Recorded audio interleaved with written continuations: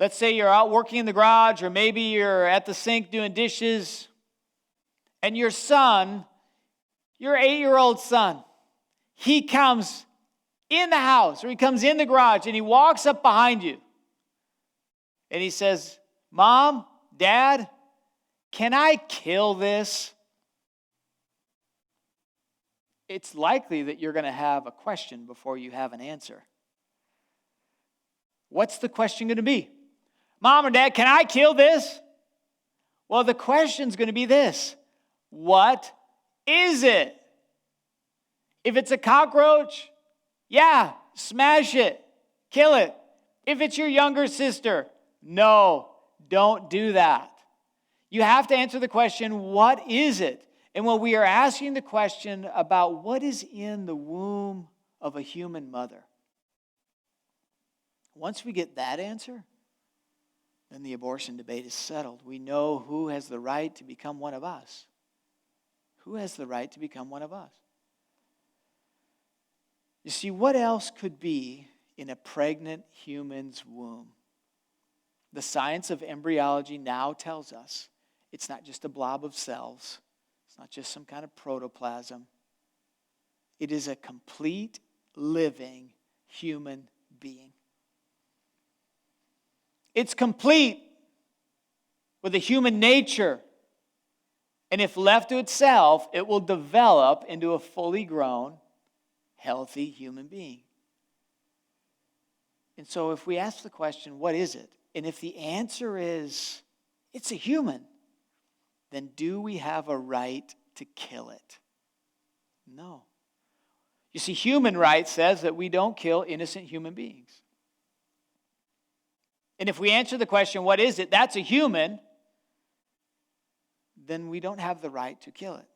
Now, people go through all kinds of different ideas and they try to skate around this and rationalizations, trying to find rationalizations to kill what is in the womb, to kill that human being. They say, well, it's just small, as though size determines what it means to be human. I'm 5'8", and there are friends that I have that are 6'5" and 6'6". Because they're bigger, are they more human than I am? If I'm small, does that make me less human? No. Our humanity is not based on size. Well, they say, well, they're not conscious yet. Well, what is it about consciousness that makes someone human? When you fall asleep and you're unconscious, are you less human? Can we kill you as long as we kill you in your sleep? Does that make you less human? No. Well, what about level of development? Some would say if they're viable outside of the womb, then they can be part of us. They can be part of the human family. But a 1-year-old is less developed than a 12-year-old. Should we reserve the right to kill our children before puberty? Because, well, they're not fully developed? That doesn't make sense. Some of you will remember. You don't have to go that far back.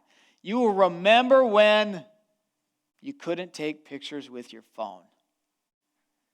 You couldn't. It was attached to the house. When the phone rang, you had to go to the phone attached to the house and answer the phone. You couldn't just carry a camera with you and then every once in a while make a phone call with it. And then even back further than that, they had these things called Polaroid cameras. Remember these? This is strange. These Polaroid cameras, they're making a comeback.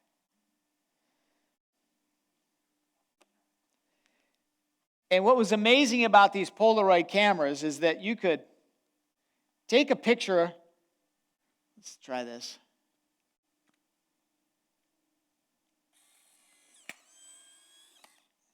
And out would come this piece of film. But there's no picture there. I can't see a picture. And people would say, well, that baby in the womb is just a bunch of cells. No. If you give it time, We know that it's living. Some would say, well, it's not really a living person yet. Well, if it's not living, why would you have to kill it? We know that it grows. We know that it respirates. We know that it is using energy. There's a sense of everything that we say means life is in that womb. And we know that humans are the kind of creatures that begin with one cell and then multiply into multiple cells. Some would say, well, it's no different than really just killing a skin cell. A skin cell doesn't have the potential. It's not a complete human. It's part of a human, but it's not a complete human being. And if I pulled this Polaroid out and I looked at it and said, there's no picture there, I can't see it, it doesn't look like a picture, and I tore it up and I threw it in the garbage, I would be tearing up an image. Even though at the moment it doesn't look like an image, but if you give it time, eventually the image begins to emerge.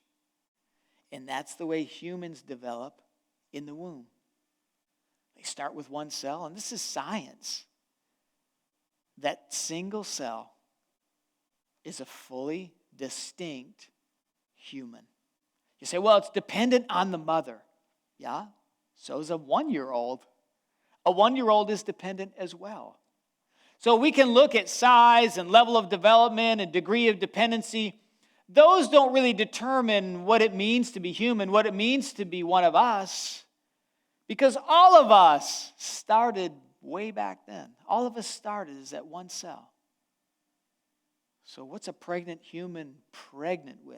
Some will try to confuse it with words like, well, she's pregnant with a fetus. Well, fetus is an adjective.